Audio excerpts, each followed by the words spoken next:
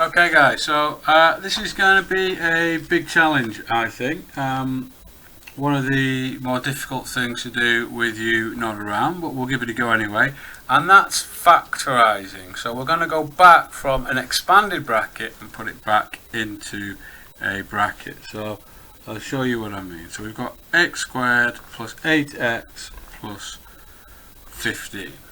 Okay, so what we're looking for is we're looking for two numbers that add to 8. Okay, that comes from here.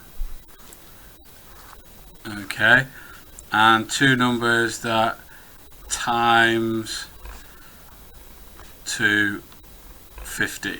Okay, and that's that number there. So you can see where those two numbers, and if you saw the little trick we did last video, that's where this all comes from. Okay, so my trick, guys, my suggestion is you list the factors of 15.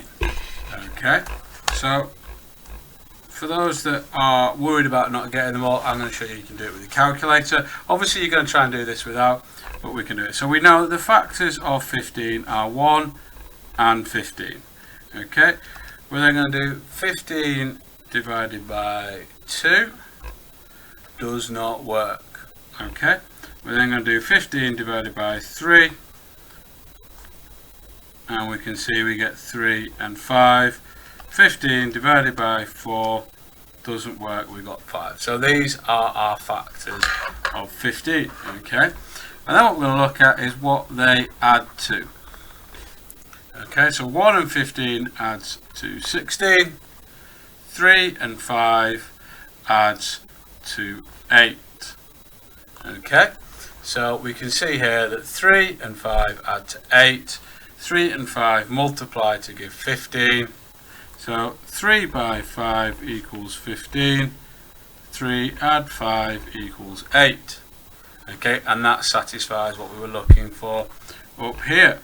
So therefore, my factorisation of this is x plus 3 x plus 5. So this is going to take you a little bit to get to grips with, guys, so give some of the easy ones a go. I'm going to look at some of the harder examples next, but it might be worth just looking through these ones first. Okay guys, so on to a slightly more challenging one this time. We've got x squared minus 7x minus 18. So we're going to use the same technique. We're going to look for two numbers that add to minus 7. Okay, and that times to give minus 18. Okay, so you can see where they have come from. So we're going to do the same trick, but the problem we've got here is we've got to get minus 18. So we're going to stick with the same technique. We're going to have 1 and 18, but the problem with that is they don't multiply to give us minus 18. So what we need to do is plus 1 minus 18. But for those of you that are thinking, you're probably thinking, well, actually, sir, we can do minus 1 and plus 18. Okay, so we're going to go through. 18 divided by 2 is 9, so we've got 2 and 9. So minus 9 and plus 2, minus 2 and plus 9. So we've got both combinations. 18 divided by 3 does work, so we get 3 and 6, plus 3 minus 6, minus 3 plus 6. 18 divided by 4, we can see it does not work, and we've got 18 divided by 5 does not work. So I've got all my factors. Okay, so I need to think what I've got. Plus 1 minus 18 is minus 17. Minus 1 plus 18 is plus 17. Well, we want them to add to this, so it's not that. Plus 2 minus 9 is minus 7. So I can stop there because I've got my minus 7. So I can see that plus 2 multiplied by minus 9 is minus 18. plus 2 minus 9 is equal to minus 7. So these are my two numbers.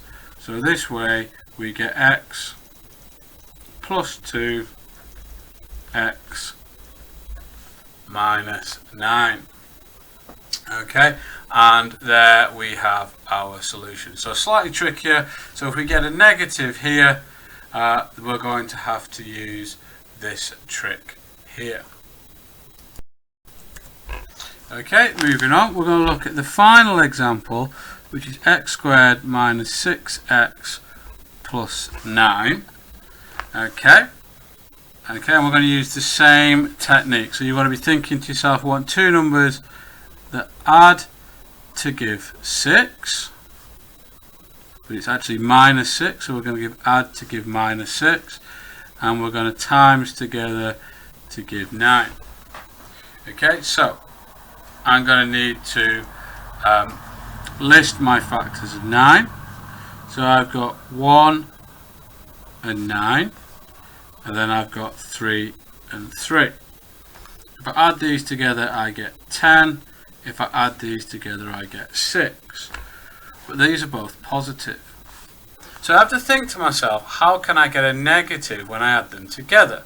And there's another set of numbers that multiply to give 9, and that's if they're both negative. That will give me negative 10, and negative 3 and negative 3.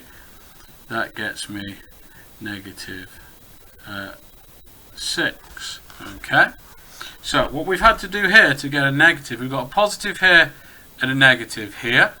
Okay, we have to get our factors and then look for the positive results and the negative results to get those. Like I say, guys, this is a challenge, and then my final factorization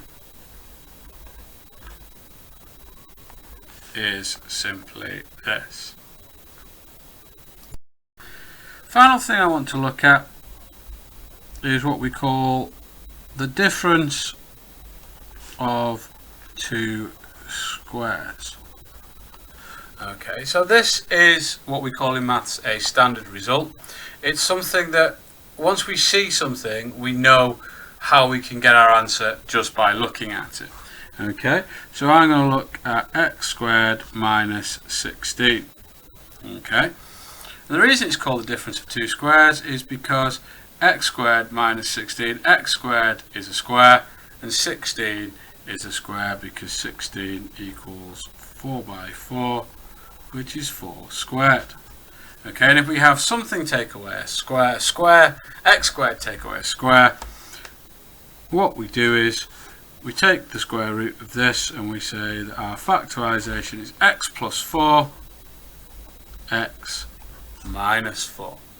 Okay, so like I say, that's just a standard result that might help you.